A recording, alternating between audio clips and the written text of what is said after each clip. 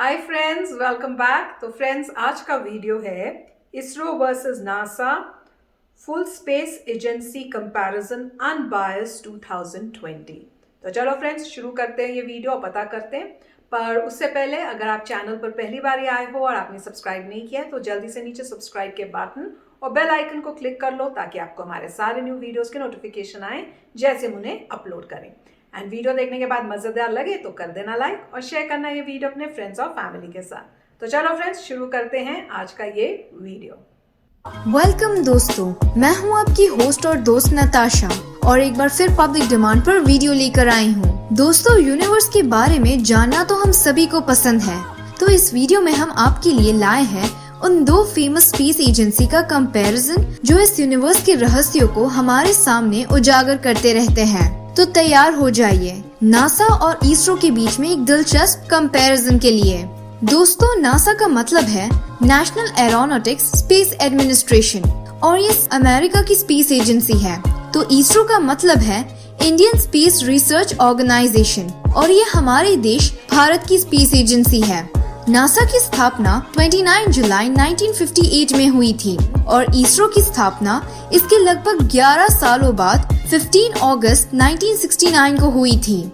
White D ईसेनोवर को NASA की स्थापना का श्रेय दिया जाता है। तो इसरो के पितामह विक्रम साराभाई थे। नासा का हेडक्वार्टर अमेरिका की राजधानी वॉशिंगटन डीसी में है। तो इसरो का हेडक्वार्टर भारत के बेंगलुरु में है। आज नासा का कार्यभार चार्ल्स बॉल्डन संभालते हैं। तो इसरो के वर्तमान चेयरमैन डॉक्टर के सिवन हैं। आपको बता दें कि नासा में लगभग 17,336 लोग काम करते हैं, जो सिर्फ अमेरिका के ही नहीं बल्कि दुनिया के अलग अलग देशों से होते हैं। फोर्ब्स की रिपोर्ट के अनुसार इनमें से करीब 3% लोग भारतीय हैं, लेकिन 2008 में टाइम्स ऑफ इंडिया में पब्लिश की गई इंडियन गवर्नमेंट की रिपोर्ट के अनुसार नासा में 36% भारतीय साइंटिस्ट काम करते हैं। जी हाँ दोस्तों, 36%। कल्पना चावला, सुनीता विलियम्स, अश्विन वसावाडा और शर्मिला भट्टाचार्य कुछ जाने माने भारतीय हैं जो नासा में काम कर चुके हैं। वहीं दूसरी तरफ इसरो में करीब 16,072 लोग काम करते हैं और ये सभी लोग भारतीय हैं। एक तरफ जहां नासा के ज्यादातर प्रोजेक्ट्स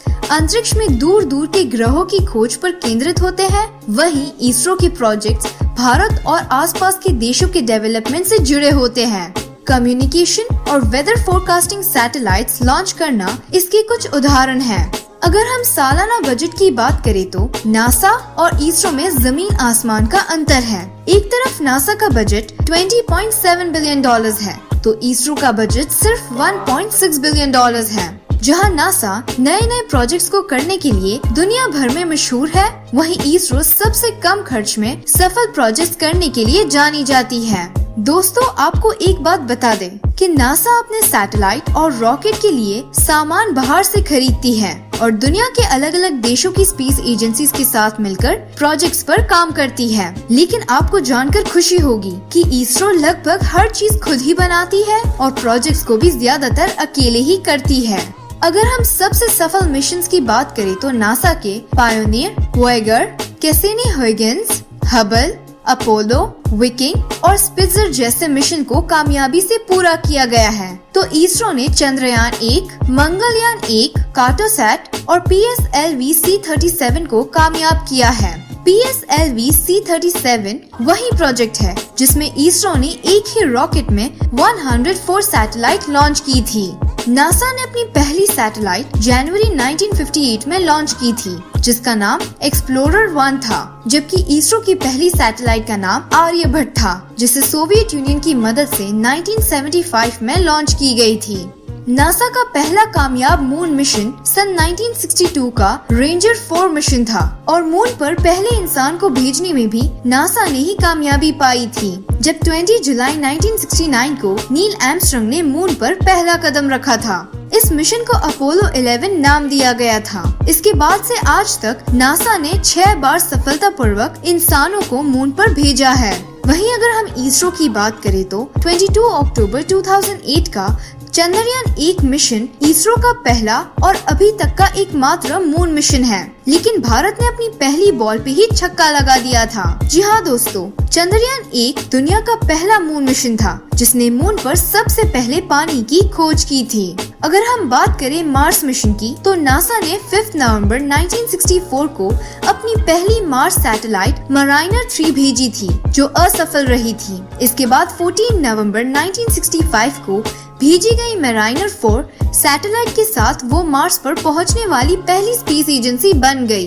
इसके बाद भी नासा ने मार्स पाथफाइंडर, मार्स इनसाइट और क्यूरियोसिटी जैसे सफल मार्स मिशन चलाए हैं। वहीं इसरो का अपना पहला मार्स मिशन मंगलयान 1 था, जिसे 5 नवंबर 2013 को लॉन्च किया गया था। इस मिशन के साथ इसरो ने पूरी दुनिया को चौंकाकर अपनी पहली कोशिश में मार्स पर पहुंचने वाली सबसे पहली स्पेस एजेंसी बन गई थी।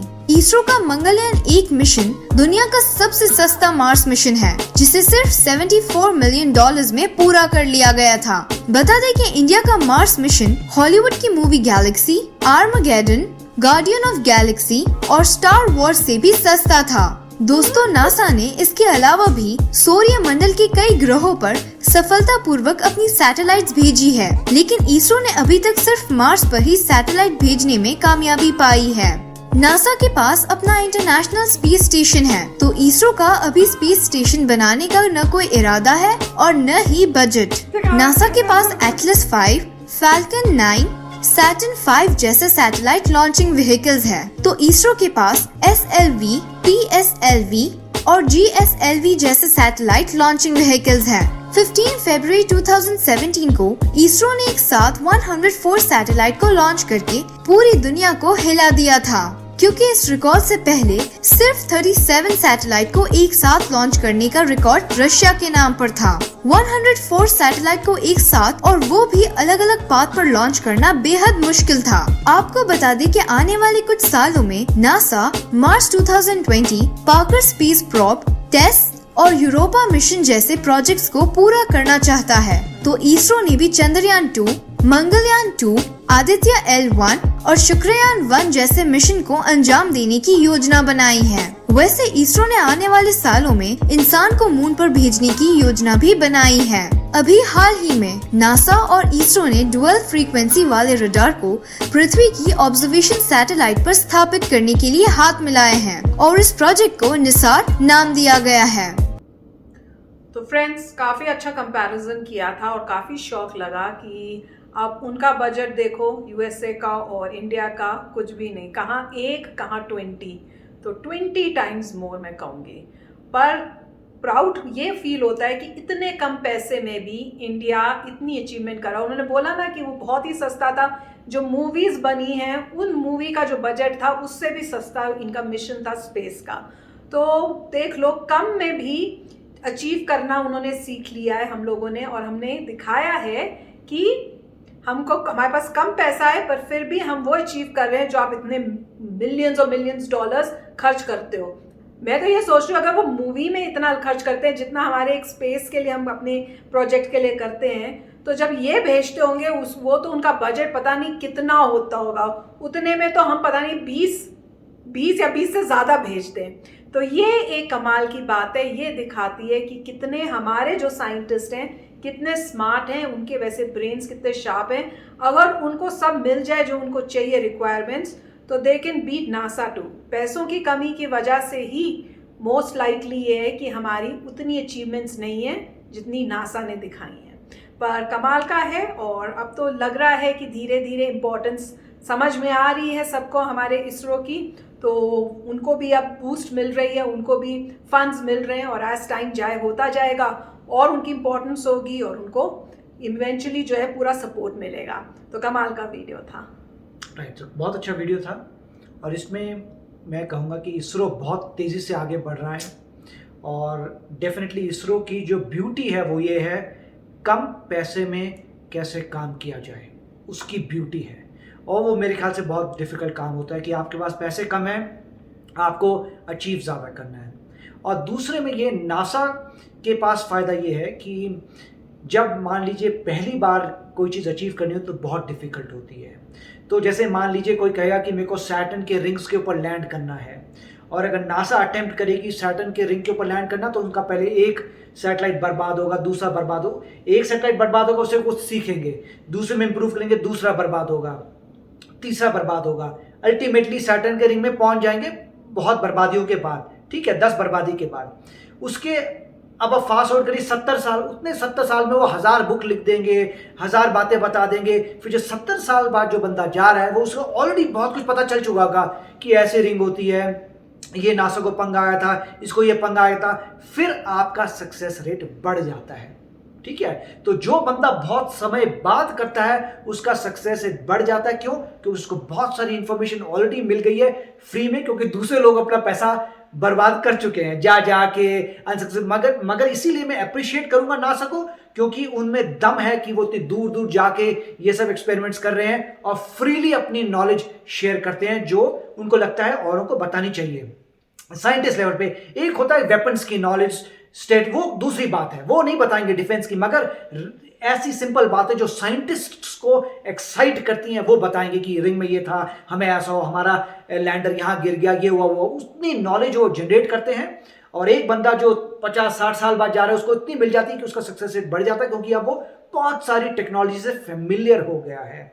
तो मैं ये कहूँगा कि किसी भी एजेंसी को फर्स्ट टाइम कुछ अचीव करना सबसे डिफिकल्ट होता है, राइट। और इन सब के लिए आपको बहुत पैसा चाहिए होता है। अब इसरो को अगर उतना ही पैसा दो तो श्योर इसरो कर सकता है, बट पैसे की प्रॉब्लम है, क्योंकि मनी कम है तो बहुत ध्यान से कर रहे हैं वो चीजें जिसकी देश को अर्जेंट नीड है, राइट। ऐसे इन्होंने भी दिखाया था कि पैसा ऐसे जलाने वाला पैसा नहीं है। तो देश देखता है कि देखो हमारे पास इतना बजट है, उसके लिए सबसे डिफेंस, नेशनल डिफेंस के लिए क्या प्रायोरिटी है वो करो जिससे आपका डिफेंस हो सके। कोई भी कंट्री ऐसे ही मून में नहीं जाती, मार्स में जाती, उनको पता है कि स्पेस रेस चल रही है, बहुत जरूरी है इसमें आगे होना जिससे नेशन की प्रोटेक्शन हो सके। और नासा दूसरी बात है, वो साइंटिफिकली बहुत आगे मैनकाइंड को लेके जा रहे हैं जिससे सबको फायदा होता है, क्योंकि वो ऑलरेडी अपना पैसा बर्बाद करके बहुत सारी इंफॉर्मेशन ले। जैसे मून पे गए थे 70 साल, मतलब इंडिया और दूसरे नेशंस जो है 70 साल बाद जा रहे हैं, वो पहले कर चुके हैं। उतने समय में उन्होंने कितनी किताबें लिख चुके हैं, कितनी इंफॉर्मेशन दे चुके हैं जिससे दूसरे लोग जो है साइंटिस्ट उसका बेनिफिट कर सके। तो ये बहुत अच्छी बात है कि हर साइंटिस्ट चाहता है कि अरे भैया तू गलती मत करना, मेरी गलती हो चुकी है। और 36% जैसे कह रहे हैं इंडियंस वहां पे हैं, तो सबको फ्रीली बता रहे हैं, देखो भाई हमने ये किया, हमारा ये लॉस हुआ, तुम जो ये मत करना, तुम ये करना। क्योंकि अगर तुम जीतते हो तो उनकी भी जीत है, क्योंकि उन्होंने तुम्हें ऑलरेडी बता चुके हैं कि ऐसे तरीकों से हम फेल हो रहे हैं। ह्यूमन काइंड की विक्ट्री है ये। तो तभी नासा इसरो को कॉन्ग्रेचुलेट करता है, वेरी गुड, क्योंकि नासा ने बहुत सारी ऑलरेडी इंफॉर्मेशन दे रखी है इसरो को कि देखो हमने जो हमें प्रॉब्लम्स आई हैं वो तुम्हें नहीं आनी चाहिए, इसलिए तुम ये करो जिससे तुम्हारा जब हमारा लैंडर जो लैंड नहीं हुआ था और मतलब गिर गया था, तो सबसे पहले ये न्यूज आई थी कि नासा बहुत उदास हुआ था कि क्यों नहीं हुआ। नासा भी चाहता था कि हो जाए भैया, हो जाए, क्योंकि उन्होंने भी अपने होप्स हाई किए थे कि अगर ये हो जाए तो साइंटिस्ट को बहुत पावर आएगी कि यस, कि हमारे जो मैनकाइंड है, ह्यूमन बींग्स की ये, मतलब वो सोचे थे ह्यूमन बींग्स के लिए अगर ये कर लेते हैं मतलब ह्यूमन बींग्स बहुत पावरफुल हो गए। तो उनको भी दुख हुआ था कि ये नहीं हुआ। उन्होंने भी कॉन्ग्रेचुलेट किया था, कोई बात नहीं, हम आप हेल्प करते रहेंगे क्योंकि हम चाहते हैं और भी ह्यूमंस ये कर सके। तो काफी अच्छा वीडियो था। यस फ्रेंड्स, तो चलो फ्रेंड्स चलते हैं, मिलेंगे नेक्स्ट वीडियो में बहुत ही जल्द। Till then take care and bye bye. तो अगर आप मेरे इस चैनल पे नए हो तो जल्दी से सब्सक्राइब के बटन को हिट करो और बेल आइकन को क्लिक करो ताकि आपको मेरा जब नया वीडियो मैं लगाऊं आपको उसके बारे में जल्दी से पता चल जाए।